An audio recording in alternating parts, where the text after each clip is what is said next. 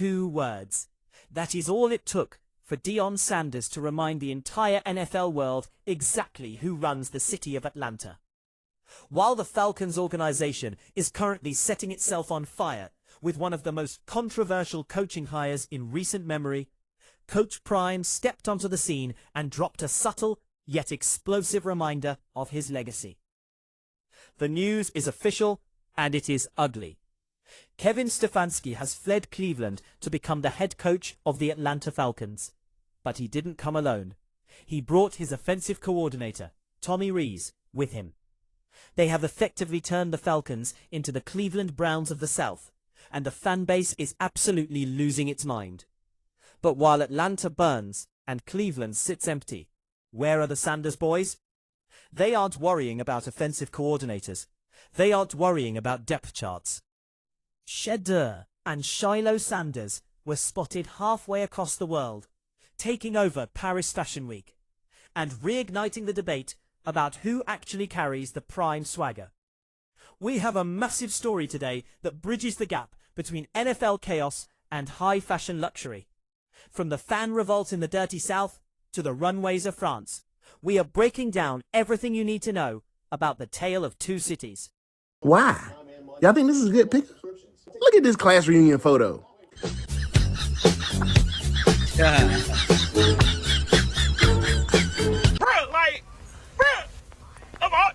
Stefanski?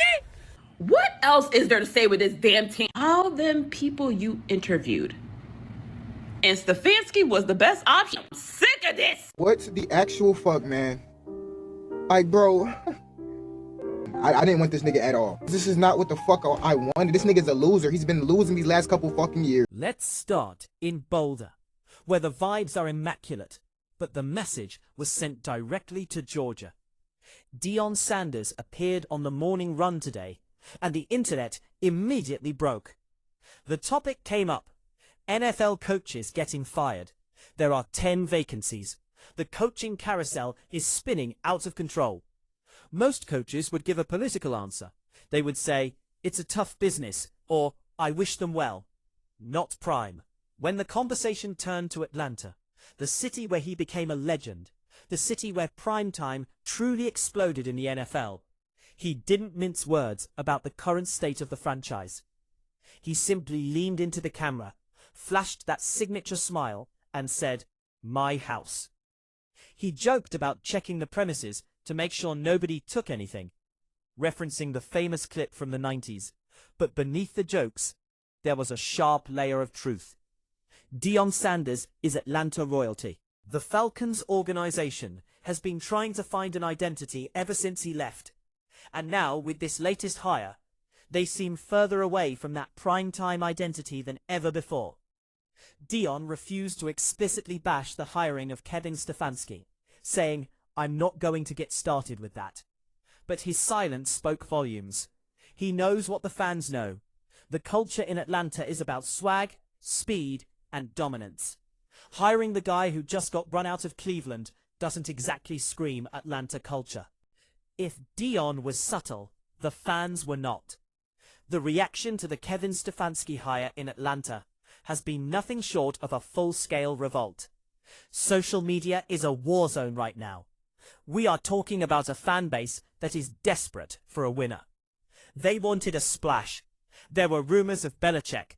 There were rumors of young offensive innovators. And who did they get? They got the guy who presided over the dumpster fire in Cleveland. They got the guy who cycled through 13 quarterbacks. They got the guy who allegedly held back the most talented roster in the AFC North. The comment section is brutal. Fans are calling it a class reunion of losers. One viral comment summed it up perfectly. "That man, that myth, that legend is the Falcons head coach? What the huck are y'all doing?" This isn't just disappointment, it's anger. The NFC South is a division that requires grit and offensive firepower. Fans see Stefanski as a safe corporate hire in a city that demands excitement. They see a coach who struggles to connect with stars. They see a coach who is rigid. And most importantly, they see a coach whose recent track record is arguably worse than the guy they just fired. Arthur Smith. It is a public relations nightmare for owner Arthur Blank. He tried to sell stability, but the fans are buying tickets to a disaster. Don't know, Kevin Stefanski is down there in Atlanta, and he also took with him Tommy Rees. It's also being reported that the Browns offensive coordinator has officially left the team. He has been hired by the Atlanta Falcons to be the next offensive coordinator for the Falcons, man. So it look like Jimmy Haslam not only got to find a new head coach, he got to find a new offensive coordinator, man. To me, feel like it's looking a little spooky for Shedeur down there. Up there in Cleveland, but it is what it is, man. But if the Stefanski hire was the earthquake, the Tommy Rees hire was the aftershock that leveled the building. It has been confirmed that Stefanski is bringing Tommy Rees with him to be the offensive coordinator. Yes, that Tommy Rees. The same Tommy Rees who ran the offense at Notre Dame. The same Tommy Rees who ran the offense at Alabama, which many fans criticized. And the same Tommy Rees who just oversaw a disjointed, struggling offense in Cleveland. Why? Why bring the guy who failed with you? Critics are calling it the buddy system. It screams of a coach who is insecure and only wants to hire people he knows, rather than finding the best talent available. The comments on this are scathing. One analyst called Rees a below-average NFL OC and gave the regime 2 years max. Another fan described the Rees offense as a 15-yard box high school offense. Think about the talent in Atlanta. You have Bijan Robinson. You have Drake London. You have Michael Penix Jr. These are Ferraris. And the Falcons just hired a guy who drives a minivan to call the plays. The fear is that Rees will stifle the creativity of these young stars, just like the Cleveland staff allegedly stifled their playmakers. It is a massive risk, and right now, nobody in Atlanta is buying stock in it. We have to talk about the man signing the checks, Arthur Blank. Why did he make this hire? Why did the owner of the Falcons sign off on a coach who seems to be such a terrible fit for his city and his roster? The theory circulating among insiders is that Blank is chasing the system. He is obsessed with the Kyle Shanahan-style offense that took the Falcons to the Super Bowl years ago. Stefanski comes from that tree. He undervalues the leader of men archetype and overvalues the offensive schemer. He wants a robot who calls plays, not a personality who commands a locker room. By hiring Stefanski, Blank is proving that he views the players as cogs in a machine. He thinks if he just finds the right operator, Stefanski, the machine will run. But football is a human game. It is an emotional game. And by ignoring the emotional and cultural reality of his team, Arthur Blank is setting his franchise back another 5 years. He is trying to recreate 2016 in 2026, and the game has moved on. Let's talk about the quarterback, because this is where the hire gets truly confusing. The Falcons drafted Michael Penix Jr. to be their future. Penix is a gunslinger. He has a unique delivery. He thrives on deep balls and aggression. He is a high-variance, high-excitement player. Kevin Stefanski prefers quarterbacks who are robots. He likes guys who turn their back to the defense on play action, follow the script, and check it down.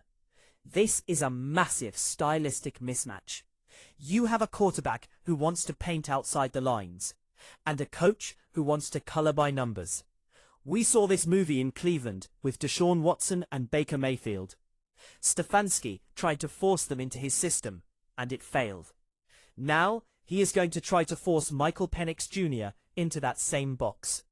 It feels like a recipe for disaster. If Penix struggles early, the fans will turn on Stefanski immediately, because they never wanted him in the first place. In the NFL? 10. Yeah. I'm not going to get started with that situation. I'm not going to get started with that. It's situation. my house. Yeah, I'm not going to get The house in Prime built. Make sure I ain't got nothing. Make sure I ain't got nothing right. We have proof. That's what I'm talking about, baby. Is this the hockey jersey? Is it? Now, let's pivot back to the north.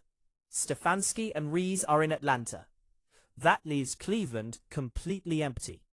If you are a fan of Shedeur Sanders, or if you believe the rumors that Cleveland is his landing spot, this is a spooky situation.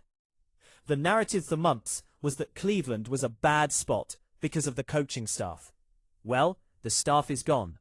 But now, who replaces them? Shedeur Sanders is looking at a depth chart with no head coach and no offensive coordinator. The ghost town scenario is terrifying for a rookie quarterback.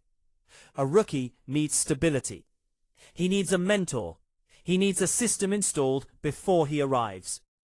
Right now, Cleveland is a blank slate. If Jimmy Haslam panics and hires a defensive coach, like Jim Schwartz, Shedeur could be left on an island. The host of the video, John the Liquidator, nailed it when he said it's looking spooky for Shedeur. The vacuum of power in Cleveland is dangerous. While Atlanta fans are mad about who they got, Cleveland fans should be worried about who they don't have.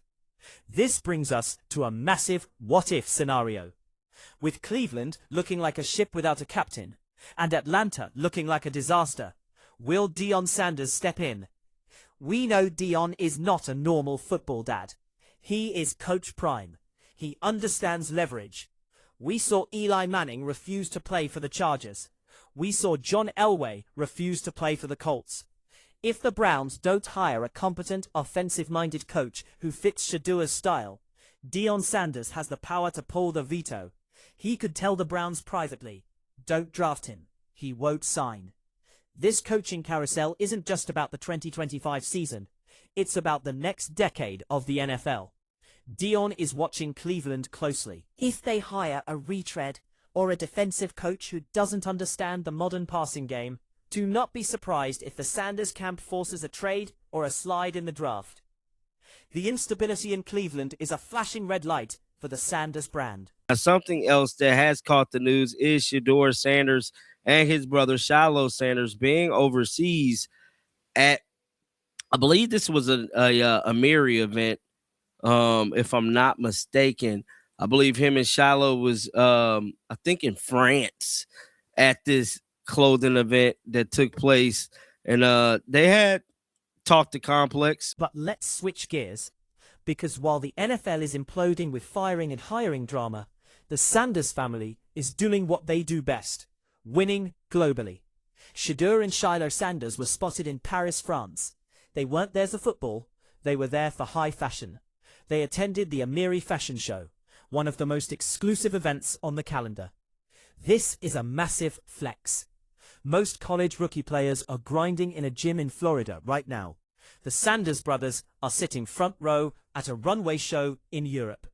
It speaks to the prime equity brand we always talk about. They are global superstars.